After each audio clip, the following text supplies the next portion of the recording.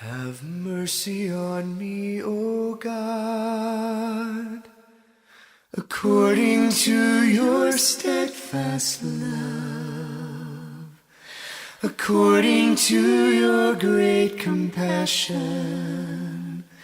Blot out my many transgressions, and wash away all my iniquity.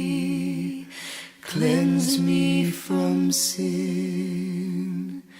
Have mercy on me, O God, according to your steadfast love, according to your great compassion. Blot out my many transgressions, and wash away all my iniquity. Cleanse me from sin. The God of the heavens, the Ancient of Days, the God of our fathers, and God of our praise, the Alpha Omega, beginning and end, forever and ever. Your kingdom will stand. We come to bow before you now. We come to lay our lives down. We will have no other gods before you. Nothing on earth will compete for your throne. You are the sovereign I am, and you reign in our hearts alone. We will exalt you on high forever, King of all kings and the Lord of all lords. We will have no other gods before you. Our Maker, Creator,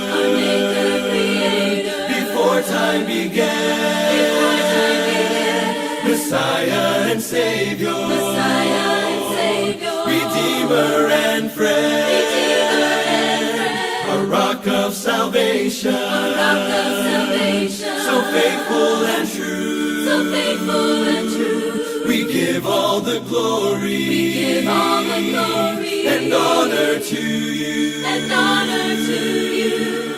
For you alone are worthy of our never-ending love. We will have no other gods before you. Nothing on earth will compete for your throne. You are the sovereign I am, and you reign in our hearts alone. We will exalt you on high forever, King of all kings and the Lord of all lords. We will have no other gods before you. We will have no other gods before you. Nothing on earth will compete for your throne. You are the sovereign I am, and you reign in our hearts alone. We will exalt you on high forever, King of all kings and the Lord of all lords. We will have no other gods before you.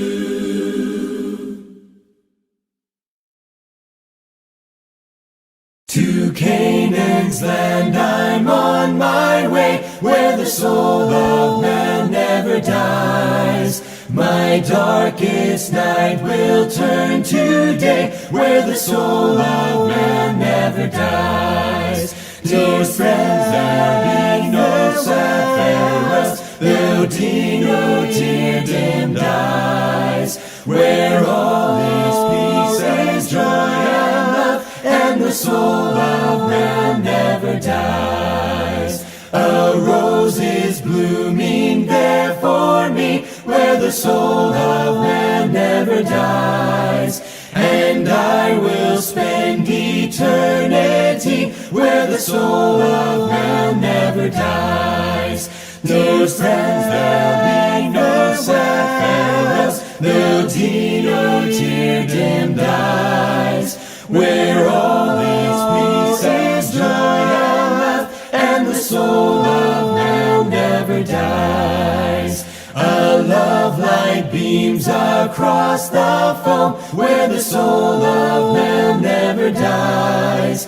It shines to light the shores of home, where the soul of man never dies. No friends, there'll be no sad farewells, no tea, no tear dimmed eyes, where all is peace and joy and love, and the soul of man never dies. I'm on my way to that fair land, where the soul of man never dies, where there will be no parting hand, and the soul of man never dies. No friends, there'll be no sad farewells, there'll be no tear dimmed eyes, where all is peace and joy and love, and the soul of man never dies.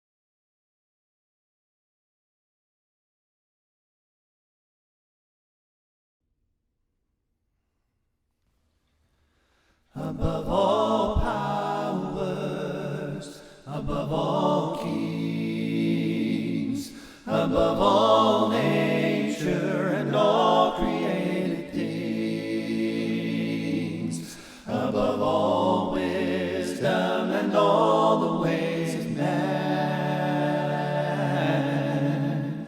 you were here before the world began. Above all kingdoms, above all thrones, above all wonders the world has ever known, above all wealth and treasures of the earth, there's no way to measure what you're worth. Crucified, laid behind a stone, you live to die, rejected and alone, like a rose trampled on the ground. You took the fall and thought of me above all power.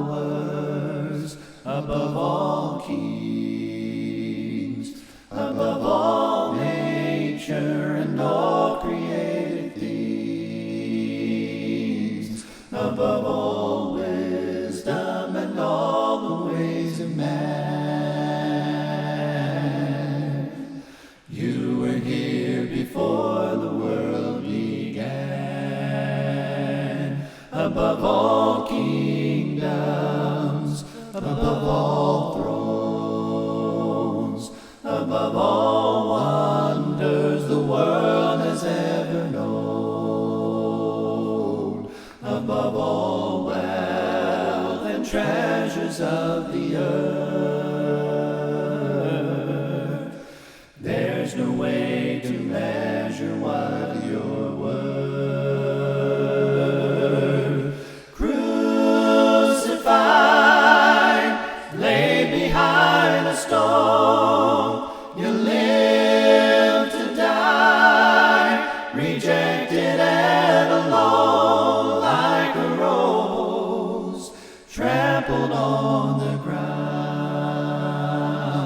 You took the fall and thought of me above all. Crucified,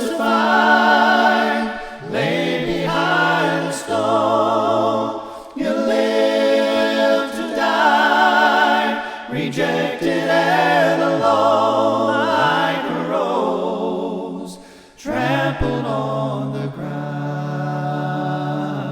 You took the fall and thought of me above all, like a rose trampled on the ground. You took the fall and thought of me above all.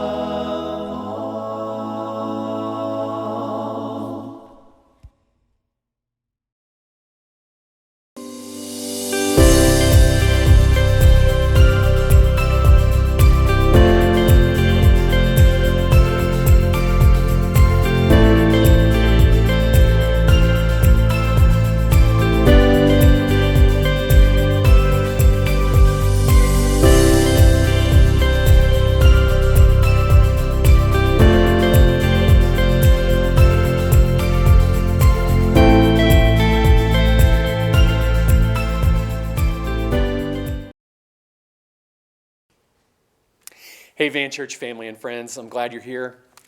Some of you may know this about me, but I get a little competitive when playing games. So today I thought I'd share with you a true story about one of the most epic game experiences I've ever had. On Easter in 2002, we were with Beth's parents and her grandmother, Nana, for lunch. And after lunch, we decided to play a game of spoons. If you've never played spoons, it's a little bit like musical chairs. After one person gets 4 of the same card, they grab a spoon. And as soon as one person has grabbed a spoon, everyone else gets to try to grab one. But there's one less spoon than the number of people playing. So the person who gets left without a spoon is out of the game. It can get really intense because everyone's frantically and aggressively grabbing for spoons all at once. Well, I was sitting next to Beth's dear, sweet Nana, and I had noticed something a little concerning, that every time it was time to grab a spoon, Nana would lunge for one in a way where she just hopped up from her seat a bit. And this had happened enough times where she had worked her way up toward the front of her chair. And these chairs had wheels on the bottom. So you can probably guess what's coming. We were playing the next round, and it came time to grab the spoons, and as everyone grabbed for a spoon, Nana once again came up out of her seat, only this time when she came back down, she hit the front of her chair, which toppled the chair forward, and down went Nana. Here's the problem.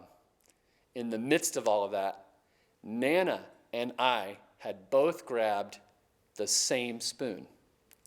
She had one end, and I had the other.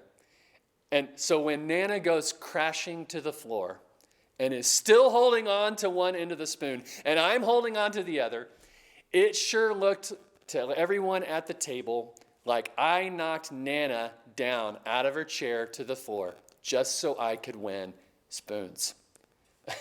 Grandson-in-law of the year right there, right?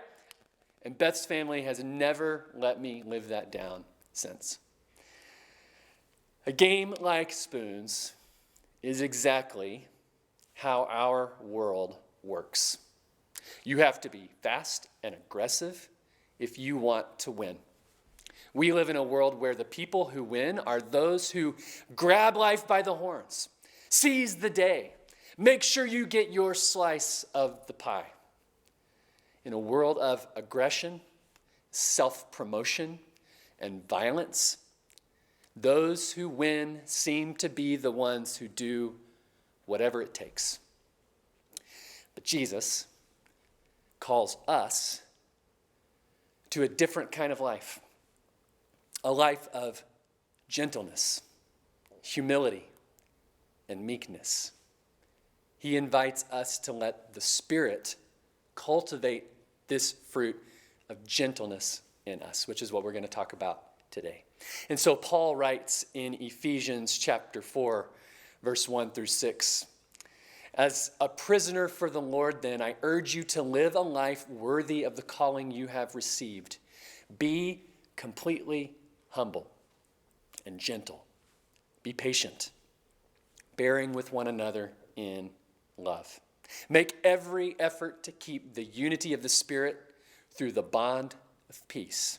There is one body and one Spirit, just as you were called to one hope when you were called, one Lord, one faith, one baptism, one God and Father of all, who is over all and through all and in all." Be completely gentle and humble. Let's drill down for a moment on the character of gentleness, because it's often misunderstood. There's this old Goofy cartoon made by Disney where Goofy is a nice man named Mr. Walker. He's nice to his neighbors, he's kind, he's a simple man, but when he gets behind the wheel of his car, he turns into Mr. Wheeler, an angry, aggressive jerk, trying to run over everyone who gets in his way. We kind of all know that we're supposed to avoid being like Mr. Wheeler. But we often sway to the opposite extreme, seen in another old comic character, Casper Milquetoast, who is a complete pushover, a total doormat. He lets people take advantage of him. He's afraid to speak his mind or take a stand. He wants to make sure that everyone approves of him. He's a pitiful character. It's obvious that the road rage jerk isn't a person of gentleness. But the kind of gentleness that we're called to, the kind of gentleness that Paul writes about, the kind of gentleness that Jesus shows, isn't being a pushover or a doormat. The word in the original language for gentleness, prautes, comes from the same root as the words for meek or humble. Author Timothy Keller describes this characteristic as humility or self-forgetfulness. And C.S. Lewis says something similar, that this characteristic is not thinking less of yourself, but thinking of yourself less often. So the opposite of this idea of gentleness or humility or meekness would be a sense of superiority or a self-absorbed self-aggrandizement. But gentleness also has a counterfeit, which is inferiority, a self-absorbed self-consciousness. The gentleness that the Spirit of Jesus wants to cultivate in us avoids both self-absorbed superiority and self-absorbed inferiority. Gentleness is not weakness. It's not inferiority. It's not being a doormat. Instead, gentleness and humility, meekness, is the strength of character required to ground our relationships in something other than pride and power. God's kingdom is an upside-down kingdom where God's order, God's dream for the world, is restored by reversing or inverting or turning on its head the order that's typically lived out by human beings. The way we do things, God has to turn all of that on its head to bring about his kingdom. The kingdoms we construct almost always exalt the rich, the powerful, the proud, and the aggressive. One posture of life is to seize life by the horns and take it. And the world seems to think that this is how you take real life into your hands, and it rewards those who do so. After all, if you don't, someone else will take that slice of the pie. So you might as well grab for it while you have a chance. But in Matthew chapter 5, verse 5, in the Sermon on the Mount, Jesus says that in his kingdom, blessed are the meek, for they will inherit the earth.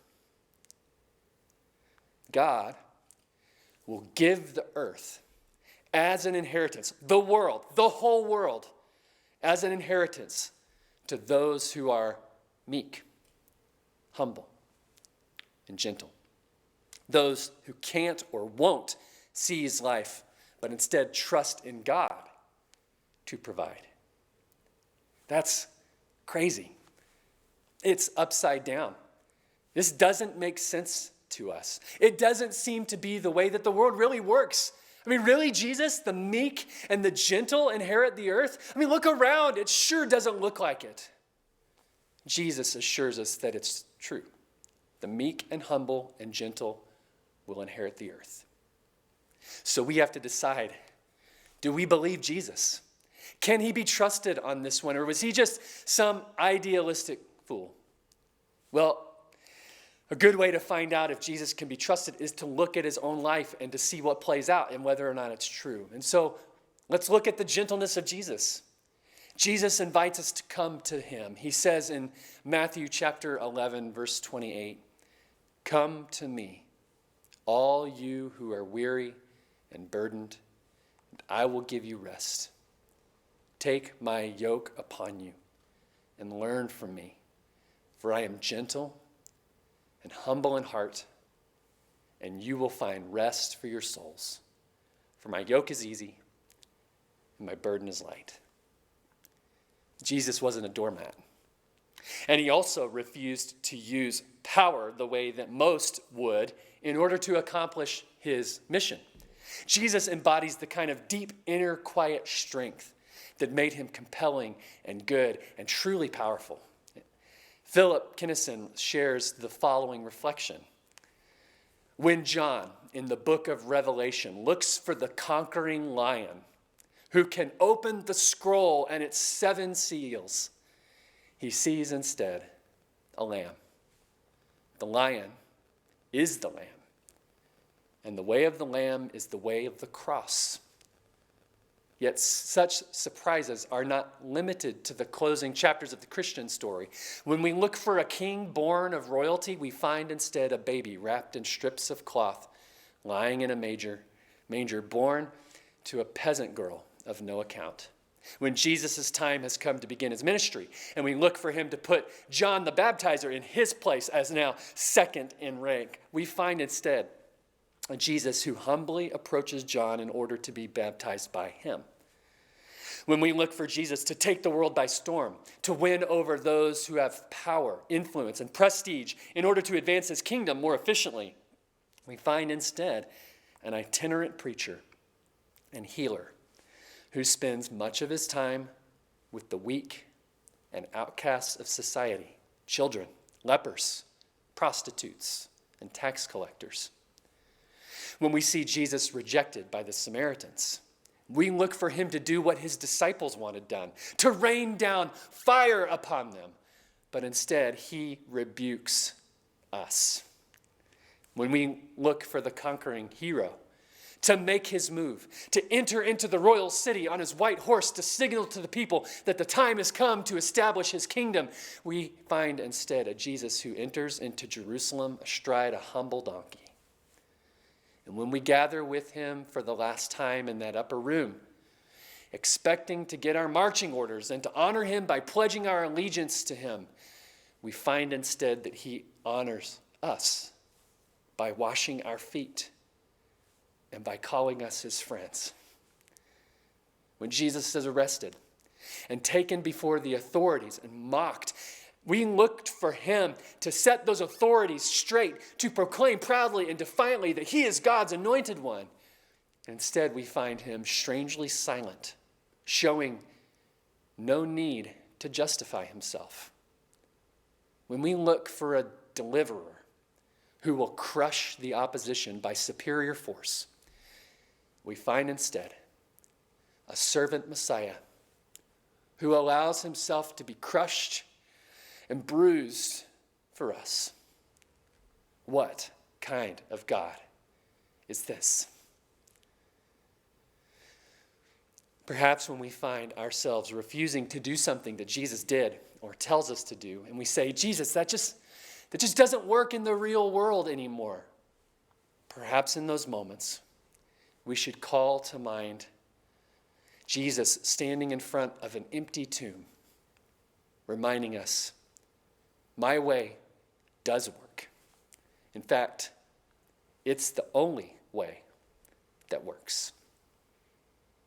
And so Paul writes in Colossians chapter 3, verse 12, therefore, as God's chosen people, holy and dearly loved, clothe yourselves with compassion, kindness, humility, gentleness, and patience.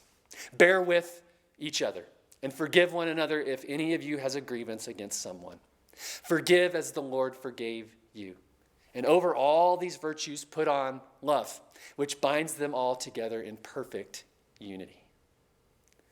How do we do that? Well, it first helps to identify the kind of obstacles that tend to get in our way. And so I want to identify a few. The first obstacle we face is all the violent and aggressive narratives surrounding us. Depictions of violence occur in over 60% of all television programming. The average television viewer is exposed to roughly 18,000 violent interactions per year. By age 18, a child in our culture will have seen around 16,000 simulated murders and 200,000 acts of violence on TV. Most of these violent acts are depicted as justified and redemptive and heroic. How many of the stories that we love involve revenge or violent justice? Is it any wonder, then, that we often respond to problems and conflicts in our world and in our relationships with aggression? Beyond violence, many of our other entertainment options promote aggression as well, like sports or reality TV shows centered around competition and beating out others. When we spend so much time internalizing these messages, and we are internalizing them, why would we think that we could readily respond with gentleness and meekness and humility in all the different situations of our lives? The second obstacle we face is our culture's rewarding of aggression and self-promotion. We're encouraged from even the youngest ages to climb as high on the ladder as possible, often by whatever means necessary. I mean, this is why all of those celebrity people paid bribes to get their kids into college. Not only that, but we're told that in order to make a real difference in the world, we can only do so through a position of power and influence. Unless we want to risk failure and live a life of insignificance and ineffectiveness, we're told that if we're going to make our mark on the world, we have to do so using the tactics of the world, which often involve coercion, power, and manipulation. I mean, this is seen especially in the world of politics. How many candidates can you identify who have gentleness, meekness, and humility as defining virtues?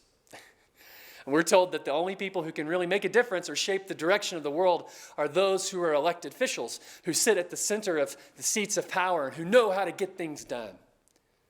But Scripture reminds us in Matthew chapter 23, verse 12, for those who exalt themselves will be humbled, and those who humble themselves will be exalted. And then in 1 Peter chapter 5, verse 5, it says, God opposes the proud, but shows favor to the humble. So humble yourselves, therefore, under God's mighty hand, that he may lift you up in due time. Cast all your anxiety on him, because he cares for you. Our third obstacle comes in the form of Christians trying to protect God. We tend to set gentleness on the shelf when we are convinced that we are defending God. We may treat others harshly, convinced that we are standing up for the truth. But if God is God, then God doesn't need to be protected. He doesn't need to be defended by you. And those who would ignore gentleness in their zeal to protect and defend God and God's values in the world, those people run the risk of at least overstepping their responsibility, and perhaps even run the risk of what they're protecting not even being God at all, but an idol. Each of these obstacles, as well as many others we could mention, would try to root out the fruit of the Spirit in our hearts, but God is faithful, and he will bring to completion the work that he begins in us. That's good news. And we get to participate, although it's often challenging. Here are a few practices we can embrace as God helps us grow in gentleness. The first is learning to yield. It's not a matter of if we will have conflict with each other, but when and how we'll engage each other in our conflict. 2 Timothy chapter 2, verse 23 says, "Don't have anything to do with foolish and stupid arguments, because you know they produce quarrels. And the Lord's servants must not be quarrelsome, but must be kind to everyone, able to teach, not resentful. Opponents must be gently instructed in the hope that God will grant them repentance, leading them to a knowledge of the truth." Listen, we will disagree about things that matter. And learning to yield does not mean that we can't have deeply held convictions, nor does it mean that we just assume that all viewpoints are equally valid. But we should not always assume up front that we are in the right and those who think differently than us are in the wrong. We need to listen carefully to each other. We can yield by entertaining the possibility that we might be wrong.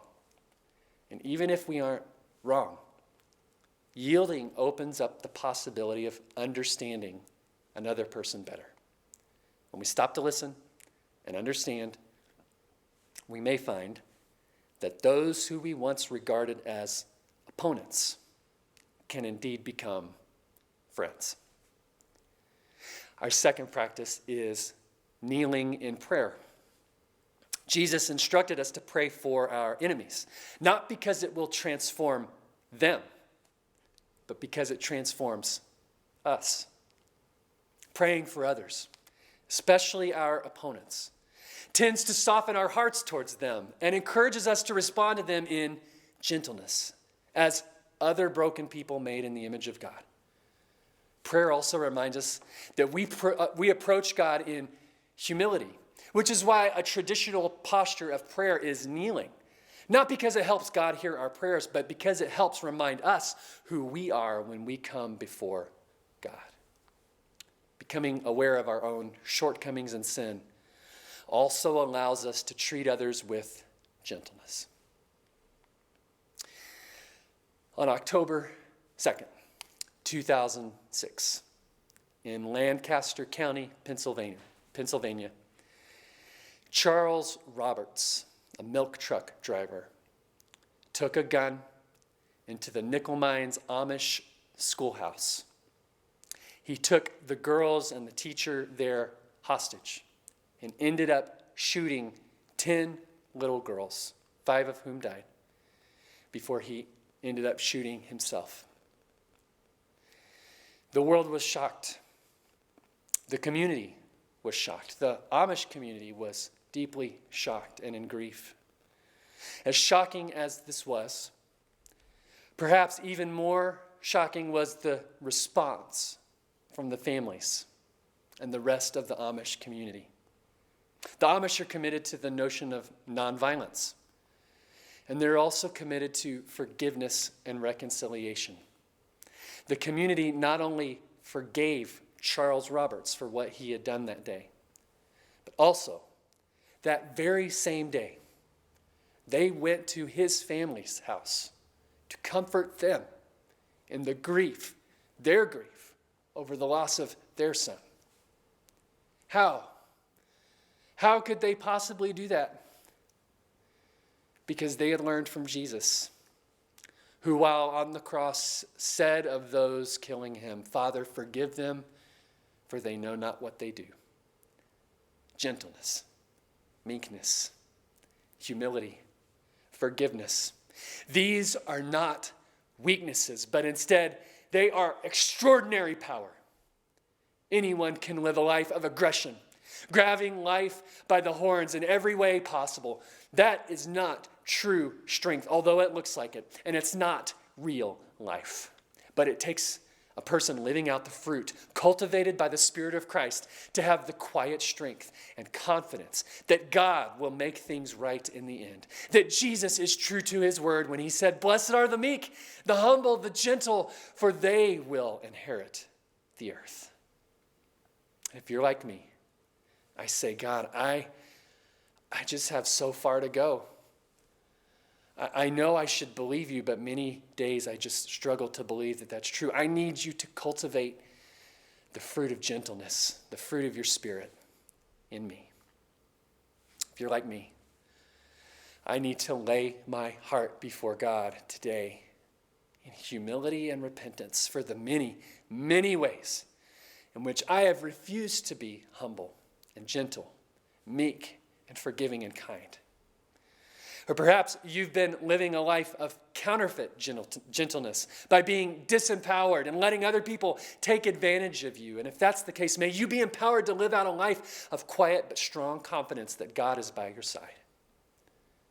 May we all follow the example of Jesus, the one who showed us in his death and in his resurrection that love wins, that the meek, those who won't take over the world through power, they are indeed the ones who will inherit the earth.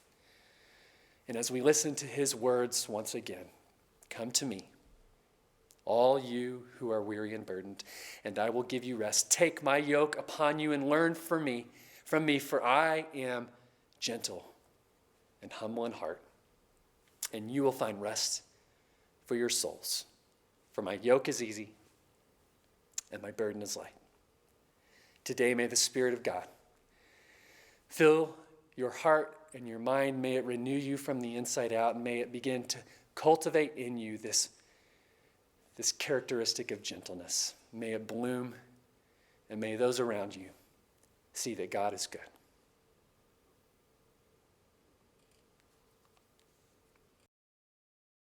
O heart bowed down with sorrow, O eyes that long for sight, there's gladness in believing in Jesus, there is light. Come, oh, come unto me, oh, come, oh, come, that labor and are heavy laden souls.